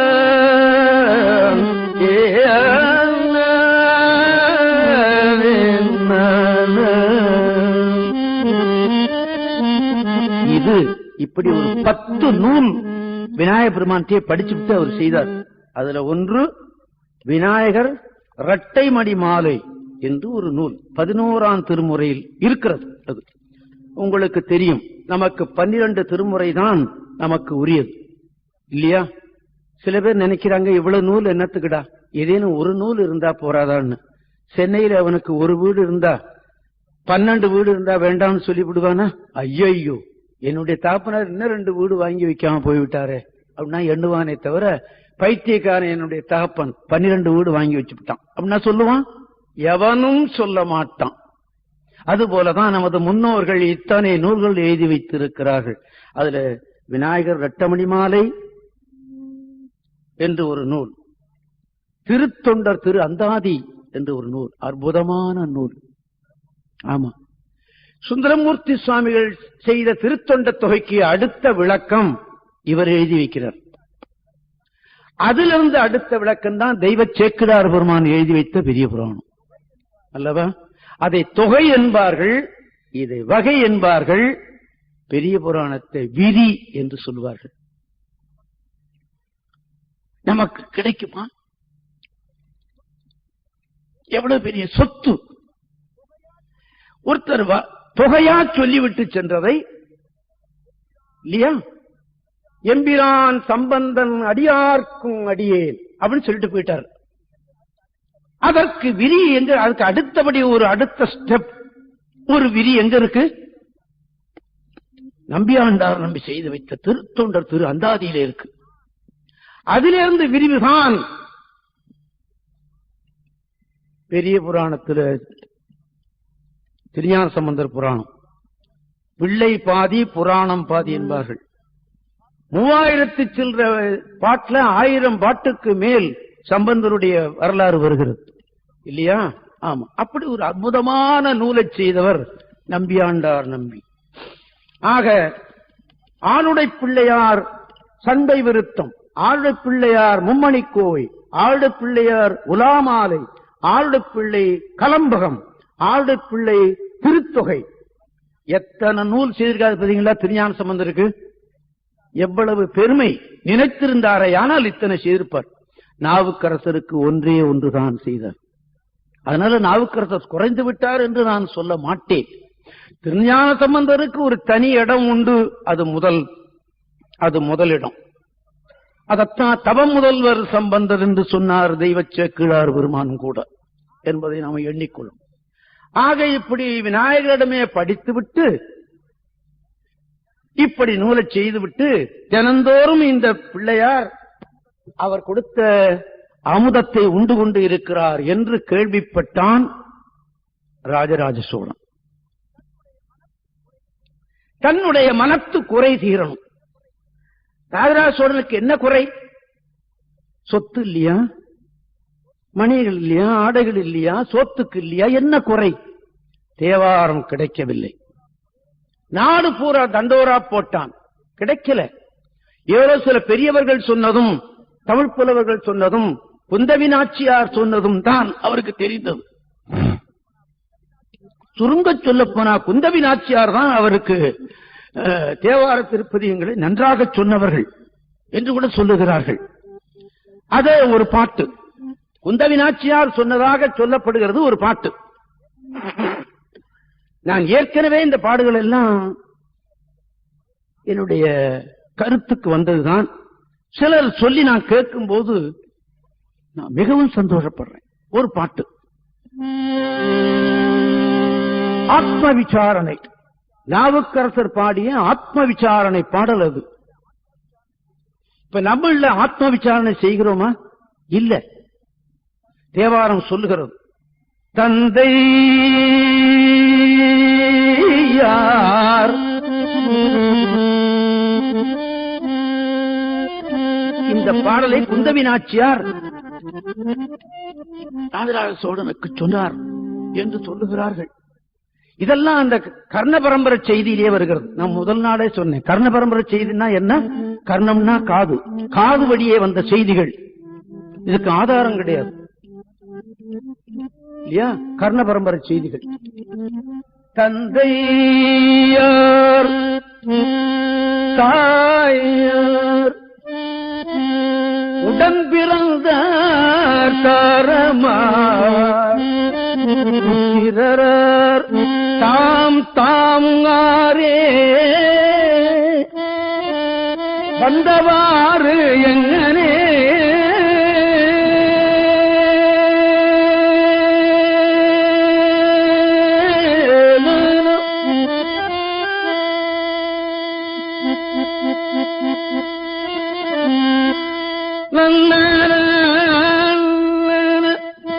இந்த பாட்டையெல்லாம் எங்களை பாடவிட மாட்டார்கள் சைவத்தில் இருப்பவர்கள். இந்த பாட்டுக்கெல்லாம் என்ன சூட்டி விட்டாங்க தெரியுமா? அவலயமான பாடல்கள், இதை பாடாதீர்கள். நீ பாடின சண்டைக்கு வந்துருவோம். பாவாவது மாயம் இது மண்ணாவது திண்ணம்னு பாடுங்க, தொலைச்சு விட்டான். ஒரு இடத்துல நான் பாடிவிட்டு பட்ட பாடு என்னையா சுந்தர தேவாரத்துல சொல்லியிருக்கிற நீதியைத்தானே சொன்னேன். சர்த்தா எங்களுக்கு தெரியா, நீ எந்திரிச்சு போன்ட்டான். சைவ உலகம் இல்லையா? ஆமா, நாங்க என்ன பண்ண முடியும்? தேவாரம் ஒவ்வொரு எழுத்தும் பொன் வைரக் கற்கள். ஆமா, நிச்சயமா சைவத்திற்கு கிடைத்த ஒரு பெரிய சொத்து, உடைமை. மறந்து விடுகிறார்கள். இது சொல்லுகிறது. இந்த பாட்டெல்லாம் எங்களை பாட விட மாட்டாங்க. தந்தை தாயார் உடன் பிறந்தார் தாரங்கார் புத்திரரார் தாம் தாங்காரே வந்தவாறு எங்களே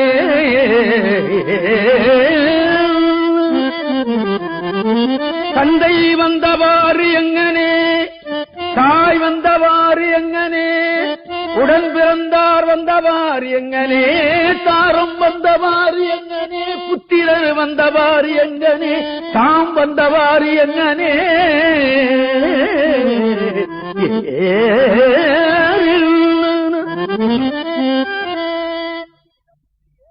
மாயமாம் இதற்கு ஏதும் மகிழ வேண்டும்.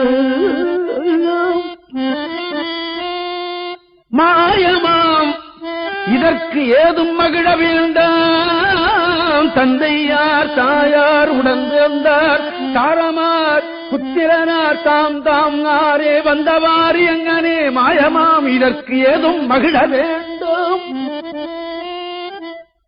சிந்தையீர் உமக்கொன்று சொல்ல கேள்மில் திகழ்மதியும். நீ இதுல மகிழ்ச்சி கொள்ளாத. நல்ல தந்தை கிடைத்தார், நல்ல தாய் கிடைத்தார், நல்ல தாரம் கிடைத்தது, நல்ல உடன் பிறந்தான் கிடைத்தான், நல்ல புத்திரன் கிடைத்து என்றான். நீ மகிழ்ந்து விடாதே, இதெல்லாம் மாயம். நீ மகிழ்ச்சி கொள்ள வேண்டியது எது தெரியுமா? நாவுக்கரசர் சொல்லுகிற உபதேசம், அறவுரை. சிந்தையீர் உமக்கு ஒன்று சொல்ல கேள்மில் திகழ்மதியும் வாழறவும் திளைக்கும் சென்னி எந்தையார் திருநாமம் நமச்சிவாய என்று எழுவார் விசும்பில் இருக்கலாமே.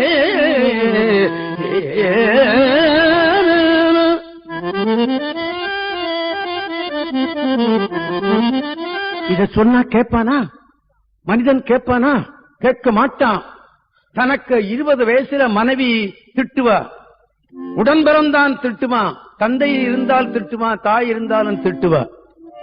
எல்லாருமா சேர்ந்து நம்ம எங்கடா போறது, தற்கொலை பண்ணிக்கலாமா அல்லது எங்கேயாவது முதியவர்கள் இடம் இருக்க அங்க போலாமான்னு எண்ணி தவிக்கிறான் பாருங்க. அப்பதான் உணர்வான்.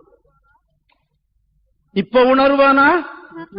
உணர மாட்டான். நாட்டுல பெருகிக் கொண்டே போறது பத்தீங்களா முதியோர் இல்லம். அப்படின்னா என்ன அர்த்தம்? இந்த பசங்க அவ்வளவு அயோக்கியத்தனம் பண்ணிட்டு இருக்கிறான்னு அர்த்தம் இல்லையா? ஆமா, என் மேல வருத்தப்படாதீங்க, சொல்ல வேண்டிய கடமை இல்லையா? ஆமா. சிந்தையீர் உமக்கொன்று சொல்ல கேள்மில் திகழ்மதியும் வாளரவும் திளைக்கும் சென்னி எந்தையார் திருநாமம் நமச்சிவாய என்று எழுவார் தீரு விசும்பில் இருக்கலாமே.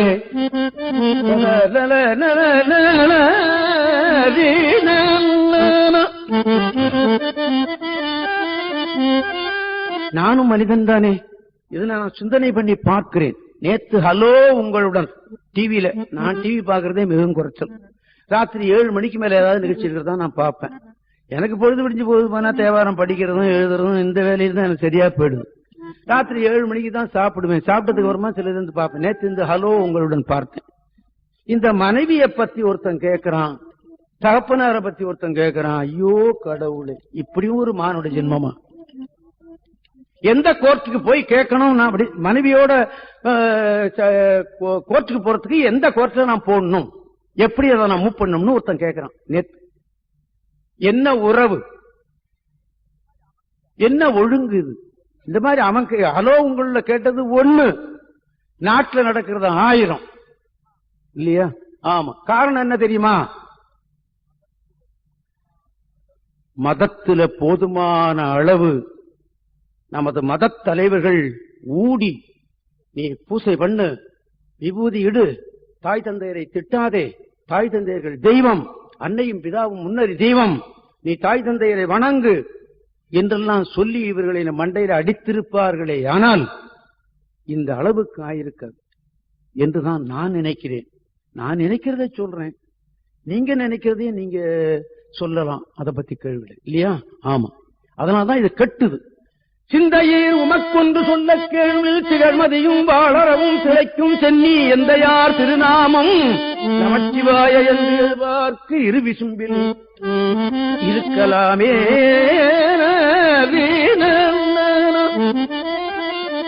இந்த பாடலை குந்தவி நாச்சியார் ஆதிராஜ சோழனுக்கு சொன்னார். இந்த பாட்டினால ஒரு நன்மை நடந்தது, அதையும் நான் உங்களுக்கு சொல்ல எனக்கு கடமை உண்டு. சில பேர் நான் நிறைய பாடலையேன்னு வருத்தப்படுறாங்கன்னு சில பேர் சொல்றாங்க. நான் தான் நிறைய பாடி இருக்கேனே, நிறைய இது வரைக்கும் 400 கேசட் பாடி இருக்கேன். நிறைய நீங்க கேட்கலாமே. ஒரு வருஷத்துக்கு என்னுடைய ரெக்கார்ட்லாம் எடுத்து வச்சு கேட்டீங்கன்னா 1 ஆண்டு நீங்க கேட்டுக்கிட்டே இருக்கலாம். இந்த மாதிரி கருத்து தான் வேற ஒருத்தர்கள் சொல்ல மாட்டார்கள். தயவு செய்து அந்த குற்றத்தை என் மேல் சுமத்தாதீர்கள். கொஞ்சம் பாடிக்கிறேன், கொஞ்சம் சொல்லிக்கிறேன். இந்த கருத்துக்கள் யாரும் சொல்ல மாட்டான் இல்லையா? ஆமா, கொஞ்சம் பொறுத்து கொள்ளுங்கள். வேணும்னா நான் நிறைய பாடி காட்டுறேன், வேண்டவே வேண்டாம், நான் பேசாமலே காசட்ல பாடி வச்சிருக்கிறேன். இப்ப சுந்தர தேவாரம்னா அந்த 1200 பாடலும் நீங்க கேட்கலாமே, திருவாசகம் முழுதும் கேட்கலாமே இல்லவா? 300 காசட்டுக்கு மேல தேவாரமே பாடி இருக்குன்னு, யாரும் பாடாதது ஒரு புண்ணியம். கேட்கலாமே. இந்த கருத்துக்களை நீங்க உங்களுக்கு நெஞ்சுக்கு கொண்டு வரத்தான் நான் நினைக்கிறேன். தயவு செய்து மன்னித்து விடுங்கள். இந்த தேவாரத்தை சிதம்பரத்தில் 2 உற்சவம் நடக்கும். எனக்கு தெரிந்து அந்த உற்சவம் நிக்கவே இல்லை. ஆமா, எத்தனையோ ஊர்கள்ல திருவிழா நின்று விட்டது. சிதம்பரத்தில் 2 திருவிழா, ஒன்னு ஆனியில ஒன்னு மார்கழியில. இந்த 10 நாளையிலேயும் தேவார கோட்டி நடக்கும். எப்ப? அப்போ. இப்ப கிடையாது. இப்ப நாட்டிய நிகழ்ச்சி என்னென்னமோ தான் நடத்துறாங்க. தேவார கோட்டி நடத்துறது மிகவும் குறைச்சலா இருக்கு. ஒரு ஐயா என்ன பண்ணினார், இந்த பாட்டினால் வந்த நன்மையை சொல்லுகிறேன், இது அவலயமான பாட்டு பாடக்கூடாது என்று சொல்லிவிட்டார்கள் அல்லவா? ஒரு ஐயா பாடினார், அதனால என்ன நன்மை வந்ததுன்னு உங்களுக்கு நான் நினைவூட்ட கடமை. என்ன பண்ணினாரு அந்த ஐயா? தந்தையார் தாயார் உடன் பிறந்தார் தாரமார் புத்திரரார் தாந்தாங்காரே வந்தவாறு எங்கனே இதற்கு ஏதும் மகிழ வேண்டான்னு பாடிட்டு இருந்தார். எதுக்கு ஒரு பெரியவர் இது நின்று கேட்டுக்கிட்டு இருந்தார். அவர் வேட்டி முழங்கால் மட்டும் கட்டியிருக்கார். எதுக்கு கேட்டவர்? மேல ஒரு சின்ன துண்டு இதை போட்டு நின்று கேட்டுக்கிட்டு இருந்தார். இந்த பாட்டு அவருக்கு கொஞ்சம் பொருள் விளங்குறது மாதிரி இருந்தது. பாடி முடிய விட்டு, ஐயா இந்த பாட்டுக்கு என்ன பொருள் அப்படின்னு கேட்டார். உன்னுடைய தந்தையும் தாயும் மனைவியும் மக்களும் உடன் பிறந்தார்களும் சுற்றத்தார்களும் இதெல்லாம் மாயம், நீயும் கூட மாயம்தான், இன்னைக்கு இருந்து நாளைக்கு போயிடுவ, சொல்ல முடியுமா? பின்ன எதுதான் மிச்சம் அப்படின்னு கேட்டார் இவர். சிவபுண்ணியம் ஒண்ணுதான் மிச்சம். நீ நமச்சிவாய மந்திரம் சொல்ற பாரு, அந்த புண்ணியம் ஒண்ணுதான் நிக்கும் உனக்கு. இப்ப நாம வேறு உயிர் வேற அல்லவா? இந்த உயிர் இந்த உடலை விட்டு என்னைக்காவது ஓடி போயிடுமே. அது எத்தனையோ உடல் எடுத்துக்கொண்டு வந்ததே இல்லையா? ஆமா. எத்தனை உடல் நாம எண்ண முடியுமா? முடியாது. 7 கடல் மணலை அளவிடின் அதிகம் எனது இடப்பிறவி அவதாரம் என்பார் திருப்புகழ்காரர். 7 கடல் மனை எண்ணினால் எத்தனை இருக்குமோ அத்தனை பிறவி நான் எடுத்து விட்டேன் முருகா, இனிமே நான் பிறக்க கூடாதுன்னு. அந்த மாதிரி பிறவி எடுத்து விட்டோம். எது மிச்சம்? இந்த உயிருக்கு நமச்சிவாய மந்திரம் ஒண்ணுதான் மிச்சம். ஆமா, அதத்தான் பயந்த தனி வழிக்கு துணை வடிவேலும் செங்கோடன் மயூரமுமே என்று சொன்னது கூட அல்லவா? அதற்காக நம்மள்ட்ட இருக்கிறத தூக்கி எரிஞ்சு வேண்டாம், அதையும் வைத்துக்கொள். பொருளிலார்க்கு உலகம் இல்லை, அருளிலார்க்கு உலகம் இல்லை. இதையும் வைத்துக்கொள், அதையும் வைத்துக்கொள். அதைத்தான் சொன்னார் பாம்பன் சுவாமி. இறை தேடு, இறை தேடு. பாம்பன் சுவாமி இறை தேடு, இறை தேடு. இறை என்பது வயத்துக்கு சோத்து. இறை தேடு, கடவுளையும் தேடிக்கொள் என்பது. ஆக இந்த பாட்டை பாடினார். ஓஹோ, அப்ப என்ன சொத்து சுதந்திரம் எதுவும் வராதா அப்படின்னு கேட்டா அந்த பெரியவர். யோ, என்னையா சொத்து சுதந்திரம்னா வராதுன்னு சொன்னா வராதுன்னு சொல்றேன்னு. அப்ப என்ன தர்மம் பண்ணலாம்னா என்ன பண்ணலாம்னு கேட்டார். அதுக்கு இந்த பாடின ஓதுவார் கேட்டாரு, தர்மம் வாங்குறாப்புல இருக்கிற நீ என்ன தர்மம் பண்ண போற அப்படின்னு கேட்டார். பக்கத்துல சொன்னா, ஐயா அவருக்கு 100 ஏக்கர் நிலம் இருக்குன்னா. 100 ஏக்கர் நிலம் உள்ளவரா முழங்கால் மட்டும் ஒரு வேட்டியை கட்டிக்கிட்டு ஒரு சின்ன துண்டு போட்டுக்கிட்டு நிக்கிறாரு. ஆச்சரியமா போச்சு. 100 ரூபாய் சம்பாதிச்சிட்டான்னா ரோட்டு வேட்டி ரோடு கூட்டுது. 100 ஏக்கர் வச்சுக்கிறது முழங்கால் மட்டும் வேட்டி கட்டி நிக்கிறாரு. சிவபுண்ணியம் செய்யணும்னா என்ன செய்யலாம்? தர்மம் செய். ஒரு 100 ஏக்கர் நிலம் இருக்குல்ல, ஒரு தேவார பாடசாலை அவர் சொன்னது. ஒரு தேவார பாடசாலை ஒண்ணு வை, ஒரு கட்டடம் வாங்கு, அதுல தேவார பாடசாலை ஒண்ணு வை, ஒரு தேவார ஓதுவார போட்டு தேவாரம் சொல்லிக் கொடுக்க சொல்லு. 10 பிள்ளைகள் அதுல படிக்கட்டும். 3 வேளை அந்த பிள்ளைகளை நல்லா சாப்பிட சொல். சனிக்கிழமை புதன்கிழமை எண்ணெய் கொடுத்து தேய்ச்சிக்க சொல். 6 மாசத்துக்கு ஒரு 2 வேட்டி 2 துண்டு கொடு. இந்த புண்ணியத்தை செய் அப்படின்னு சொன்னார் இந்த ஓதுவார். நாளைக்கே செய்து விடட்டுமான்ட்டார் அவர். யாரு? இந்த முழங்கால் முட்டு வேட்டி. உடனே செங்கடி பிள்ளையார் கோயில்ல ஒரு வீடு வாங்கப்பட்டது. மறுநாளே ஒரு வாத்தியார் ஒருத்தரை போட்டாங்க. அவர் தான் நடராஜ ஓதுவார்னு அவருக்கு பேர். உடனே ஒரு பாடசாலை தொடங்கப்பட்டது. அந்த பாடசாலை தான் முதலியார் தேவார பாடசாலைன்னு சிதம்பரத்தில் செங்கடி பிள்ளையார் கோயில்ல இருந்தது. என்ன சொன்ன? இருந்தது. இப்போ 10 வருஷமா அந்த பாடசாலை இல்லை. நானும் எவ்வளவோ முயற்சி பண்ணி அவங்கள்ட்ட சொன்னேன், அந்த பாடசாலையை நிறுத்தாதீர்கள், வேண்டாம் வேண்டாம். 100 ஆண்டுகளுக்கு மேல நடந்தது அந்த பாடசாலை. அந்த பாடசாலையில படித்தவர்கள் தான் இன்னைக்கு வெளியில தேவாரம் படிச்சுட்டு இருக்கிறவங்க. அதுல படிச்சவங்கள்ட்ட படிச்சவன். இப்ப நான் அந்த பாடசாலையில படிச்சவங்கள்ட்ட படிச்சவன் இல்லையா? அப்ப எனக்கு அந்த பாடசாலை தாத்தா முறை. அதே மாதிரி மேல வீதியில ஒரு பாடசாலை இருக்கு, அது இவங்களது அண்ணாமலை செட்டியார் பரம்பரை. அதுலயும் நிறைய படித்து மாணவர்கள் வெளியே வந்தார்கள், இதுலயும் படித்து மேலே வந்தார்கள். இந்த சிதம்பரம் அந்த முதலியார் தேவார பாடசாலை வந்தது இந்த பாட்டினாலதான் வந்தது என்று சொன்னார்கள். அப்ப இது அவலயமான பாட்டா? இத பாடக்கூடாதா? என்ன? ஆமா, கோடி கொடுத்தாலும் இப்படி ஒரு அறவுரை கிடைக்காது. கோடி கோடியா கொட்டி கிடைத்தாலும் இந்த மாதிரி அறவுரை கிடைக்காது என்பதை நாம் எண்ணிக்கொள்ளும். இந்த பாடலை குந்தவி நாச்சியார் ராஜராஜ சோழனுக்கு சொன்னார். கேட்டான், உள்ளம் உடைந்து போச்சு அவனுக்கு. இப்படி பாடல்களா எங்கே கிடைக்க போகிறது? என்னுடைய ஆயுள்ள தேவாரத்தை பார்ப்பேனா? ஏங்கினான். இந்த வேளையில் தான் இந்த திருநாரையூர்ல பிள்ளையார் பேசுகிறார். நம்பியாண்டார் நம்பி கொடுத்த உணவுகளை நைவேத்தியத்தை உண்ணுகிறார். அவரோடு அவர் பேசுகிறார் என்று கேள்விப்பட்டு நேர போனான். அவரை போய் கேட்கலாம். புராணம் சொல்லுகிறது, எத்தனையோ வண்டி கொழுக்கட்டையை கொண்டு சாமிக்கு முன்ன வச்சானா, எத்தனையோ வண்டி வாழைப்பழங்களை கொண்டு வச்சானா. ஏன்? சாமி சாப்பிடுறார் அப்படின்னு. எத்தனையோ தேங்காயை உடைத்து வைத்தான், எவ்வளவோ பழங்களை வைத்தான். நாம வைப்போமா? கோயிலுக்குன்னு ஒரு வாழைப்பழம், கோயிலுக்குன்னு ஒரு தேங்காய், கோயிலுக்குன்னு ஒரு பிரசாதம். அந்த பிரசாதத்துல கல்லு முள்ளு அதுல இல்லாதது ஒண்ணும் இல்லை. அந்த பிரசாதத்தை நாம சாப்பிட முடியாது. பிச்சைக்காரன்ட்டு போட்டா கூட சாப்பிட மாட்டோம். இந்த தேங்காயை உடைச்சா அதை திருவ கூட முடியாது. அப்படி ஒரு தேங்காய், அப்படி ஒரு வாழைப்பழம் இல்லையா? தவறு. கோயிலுக்குன்னா நம்மளுக்கு வாங்கறதை விட நன்றாக செய்யணும். சிதம்பரத்துல பாத்தீங்களா, சிதம்பரம் சக்கரை பொங்கல்னு பேர் போனது. இங்க வெளியில விற்பான், அதை சொல்லாதீங்க. உள்ள சாமிக்கு போடுறான் பாருங்க, அது அந்த மாதிரி சக்கரை பொங்கல் தான் மூலகத்திலையும் கிடையாது. ஆமா, நான் சுத்தாத கோயில் கிடையாது, போகாத ஊர் கிடையாது. அந்த மாதிரி பிரசாதம் எந்த ஊர்லயும் கிடையாது. அந்த மாதிரி சாமி எங்கேயும் கிடையாது இல்லையா? ஆமா, சிதம்பரம் சக்கரை பொங்கல் சொன்னா ஒரு தடவை சாப்பிட்டு பார்த்துட்டான்னா அது நாக்குல ஊறும். சிதம்பரத்துல இந்த இன்னொன்னு போடுவான், சம்பா, அதாவது மிளகுச்சாதம். இந்த லோகத்துல கிடைக்காது. அதுபோல சாமியும் அப்படி கிடைக்காது, இந்த சாப்பாடும் அப்படி கிடைக்காது இல்லையா? ஆமா, கொண்டு வச்சான் சுவாமி, அவளையும் பிள்ளையார் சாப்பிட சொல்லுங்க சொன்னான். சுவாமி என்ன பண்ணிட்டார், நம்பியாண்டார் நம்பி, சுவாமி இத்தனை நாளும் நான் ஒரு 10 கொழுக்கட்டை தான் கொடுத்தேன், சாப்பிட்டேன். நீ ராஜராஜ சோழன் வந்திருக்கிறார், மோதகம் ஒரு வண்டி கொண்டு வந்திருக்கிறார், அது நிவேதனம் பண்ணிக்கணும் சொன்ன உடனே அத்தனையும் சாப்பிட்டுட்டார். இதுல இருந்து வண்டி கணக்கில் கொண்டு வந்திருப்பான்னு நீங்க நினைக்கிறீங்களா? நிறைய கொண்டு வந்திருப்பான் என்பதற்கு வண்டி வண்டியா கொண்டு வந்தான்னு எழுதியிருப்பார்கள் நான் நினைக்கிறேன். சரி, எப்படியோ ஒண்ணும், அவ்வளவும் சாப்பிட்டுட்டார். பிள்ளையார் அவர்கிட்ட பேசுற வேலை இல்லையா? மெதுவா ராஜராஜ சோழன் நம்பியாண்டார் நம்பிக்கிட்ட போய் கேட்டார், ஐயா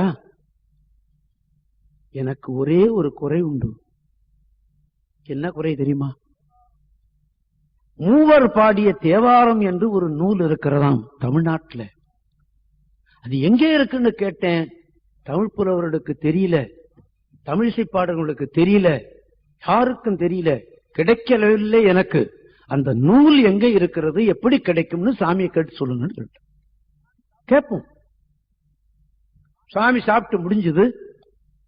சுவாமி விண்ணப்பம், மூவர் பாடிய தேவாரம் என்று ஒரு நூல் எங்கே இருக்கிறது, அது கிடைப்பதற்கு என்ன வழின்னு ராஜா சோழன் கேட்க. அப்படியா? சிதம்பரத்திலே வடமேற்கு மூலையில, உட்பிரகாரத்தில் வடமேற்கு மூலையில் ஒரு அறை இருக்கிறது. அந்த அறையில் இருக்கிறது மூவர் தேவாரம் அப்படி சொன்னாராம் பிள்ளையார்.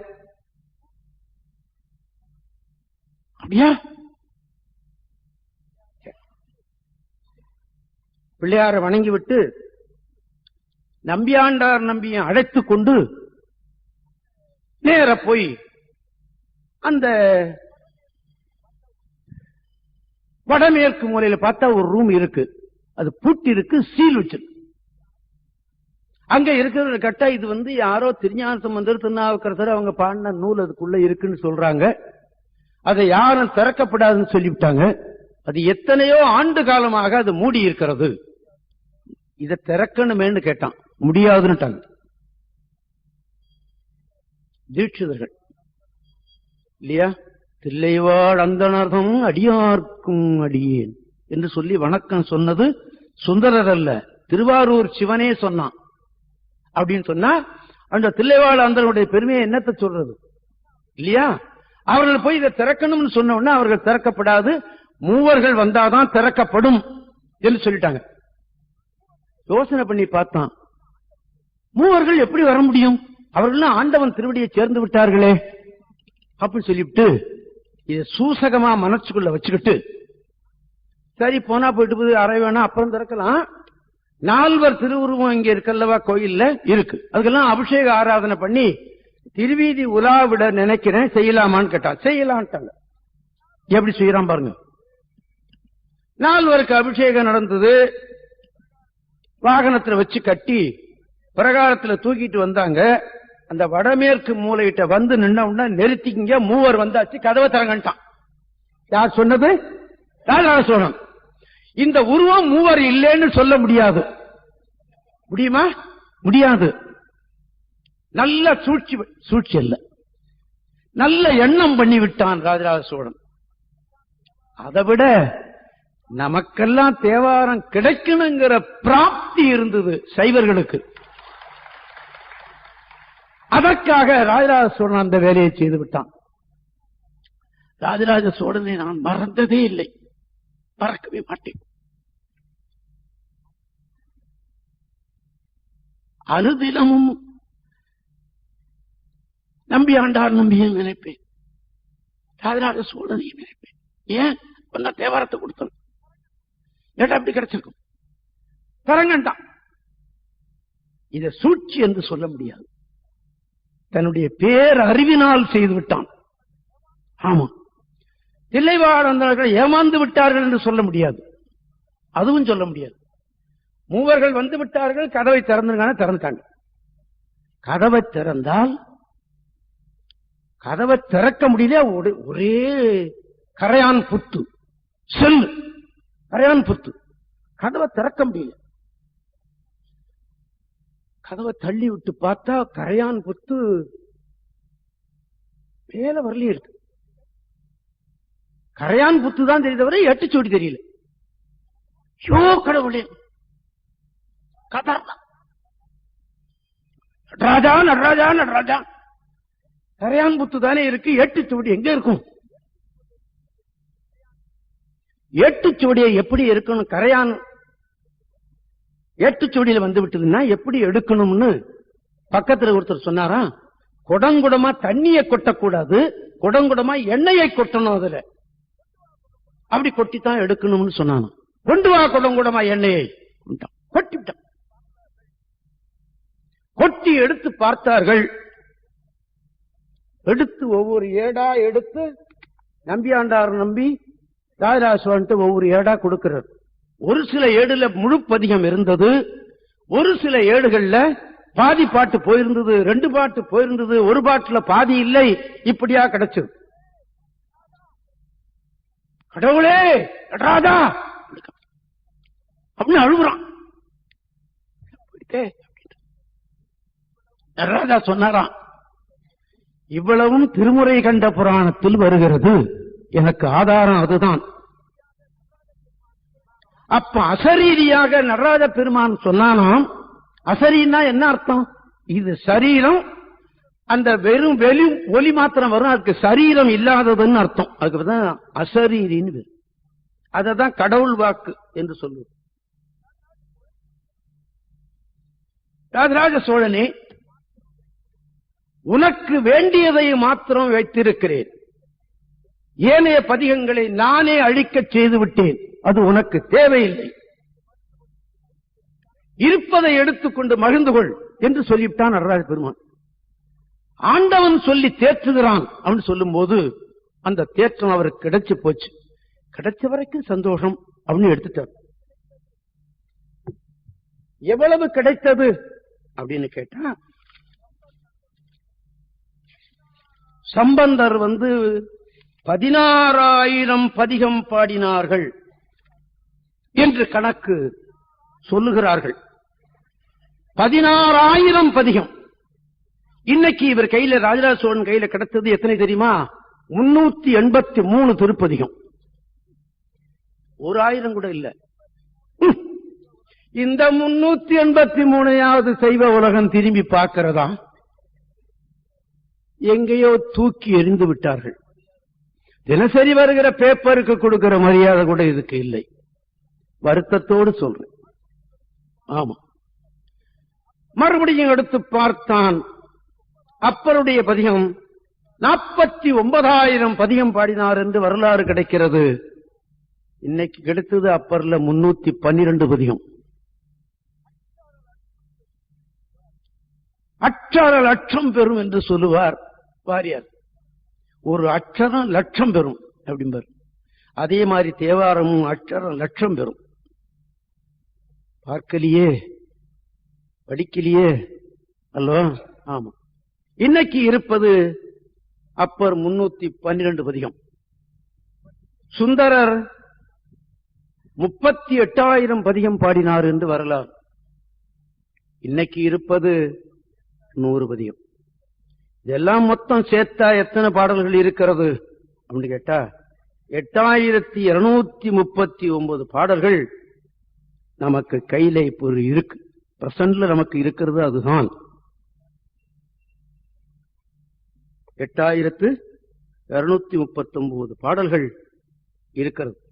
795 திருப்பதிகங்கள் இருக்கிறது. இதை படிக்கணும், இது பாடணும். டாக்டர் உவே சாமிநாத ஐயர் எழுதி வைத்திருக்கிறாராம்.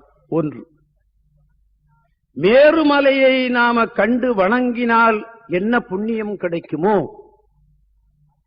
மேருமலையை, அந்த மலையை கண்டு நாம வணங்கினோம்னா என்ன புண்ணியம் கிடைக்குமோ, அதைவிட கோடி மடங்கு புண்ணியம் கிடைக்கும் தேவாரம் படித்தால் அப்படின்னு எழுதி வச்சிருக்கிறாராம் தமிழ் தாத்தா டாக்டர் ஊவே. இது தமிழ் மக்கள் காதுல ஏறுமா, இல்ல சைவ மக்கள் காதுல தான் ஏறுமா? ஏற வேண்டும் சிவன் அருளால். இப்போ நம்ம கையில 795 பதிகம் இருக்கிறது என்று சொன்னேன். ஒரு முக்கியமான விஷயம் நான் உங்களுக்கு சொல்றேன், கொஞ்சம் காதால கேட்டு விடுங்கள். இந்த வருகிற 20ஆம் தேதி என்னுடைய கண் அறுவை சிகிச்சைக்கு செல்லுகிறேன். இந்த இடது கண் அறுவை சிகிச்சைக்கு செல்ல வேண்டிய நிலையில் இருக்கிறது. ஆனதுனாலே அடுத்த மாதம் நடக்க வேண்டிய இந்த திருமுறை இசை நடத்துவதற்கு இல்லை. நவம்பர் மாதத்தில் நிச்சயமாக 14ஆம் தேதியும் இன்னமும் வருகிறது. ஆமா, அதுல நிச்சயமாக உண்டு. அதுக்கு நிச்சயமா தவறாமல் நான் வந்து விடுவேன். மீண்டும் ஒரு தடவை சொல்றேன், அடுத்த மாதம் 2வது ஞாயிற்றுக்கிழமை இங்கே இந்த திருமுறை இசை என்னுடைய கண் தகராறுனாலே நடப்பதற்கு இல்லை. குற்றவாளி நான் தான். நவம்பர்ல 14ஆம் தேதி வருகிற 2வது ஞாயிற்றுக்கிழமை நிச்சயமாக நான் வந்து விடுவேன். இந்த ஒரு மாதம் மாத்திரம் என்னை நீங்கள் மன்னித்து விடுங்கள் என்று கேட்டுக்கொண்டு, அதிலே 12 ஆகிவிட்டது. இந்த பதிகங்கள் கிடைத்தது மாத்திரம் சொல்லி நான் நிறைவேற்றிக் கொள்வேன். இப்பொழுது பிரசன்ட்ல நமக்கு 795 பதிகங்களும், அதாவது 8239 பாடல்களும் நமக்கு இருக்கிறது. இது தெய்வம் கொடுத்தது. திருஞான சம்பந்தர் தெய்வமே, திருநாவுக்கரசர் தெய்வமே, சுந்தரர் தெய்வமே. அப்படி தெய்வமானதுனால்தான் கோயில்ல அவர்களை சாமியோட சாமியா வச்சு பூசை பண்றாங்க, தெரியுமா? ஆமா, அதற்கு இன்னும் இந்த வரலாறுல நான் சொல்ல வேண்டிய மிச்சம் இருக்கிறது. நான் குறிப்பெடுத்து வைத்திருக்கிறேன். எப்படியும் நான் நவம்பர்ல நான் இதனை சொல்லிவிடுவேன் என்று சொல்லி ஒரு தேவாரம், சிதம்பரத்து தேவாரம் ஒன்று சொல்லி, சரியாக மணி 12 ஆகிவிட்டது. ஒரு 2 நிமிஷம் எனக்காக நீங்கள் மன்னித்து விடுங்கள். சிதம்பரத்து தேவாரம் ஒன்று சொல்லி பஞ்சாட்சரம் சொல்லி இந்த நிகழ்ச்சியை நான் நிறைவேற்றிக் கொள்வேன். நாமெல்லாம் தமிழிசை சங்கத்துக்கு மிகவும் கடமைப்பட்டு இருக்கிறோம். இந்த மாதிரி சொல்லி பேசி காட்ட வேண்டும் என்று நான் தமிழிசை சங்கத்தாருக்கு எழுதி கொடுத்தேன்.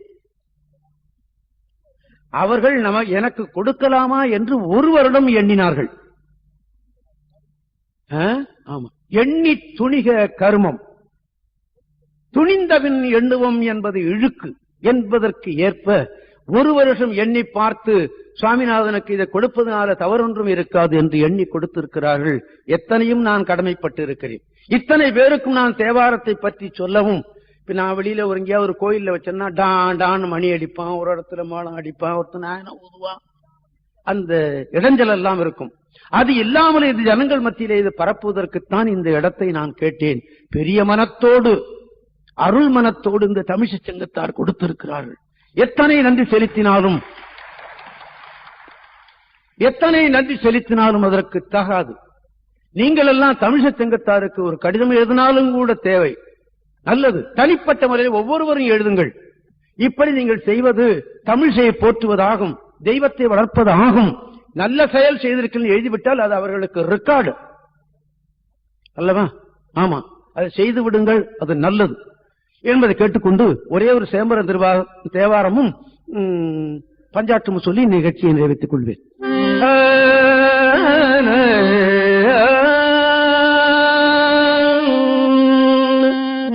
குனித்த புருவமும் கொவ்வைச் செவ்வாயிற்கும் சிரிப்பும் பனித்த தடையும் பவளம் போல் மேனியிற் பால் வெண்ணீரும் இனித்தம் உடைய எடுத்த பொற்பாதமும் காணப்பெற்றார் மனித்த பிறவியும் வேண்டுவதே இந்த மாநிலத்தே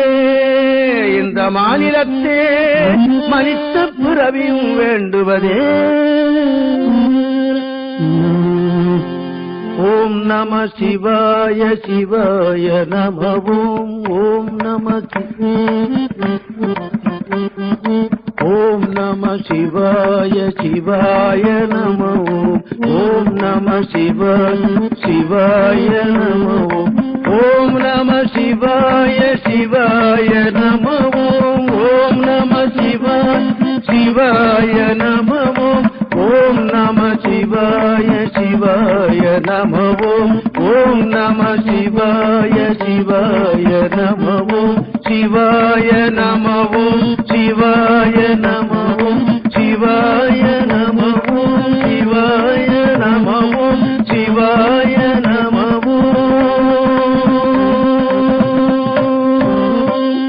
நம பார்வதி பதையே. நாளுடைய சிவனே போற்றி.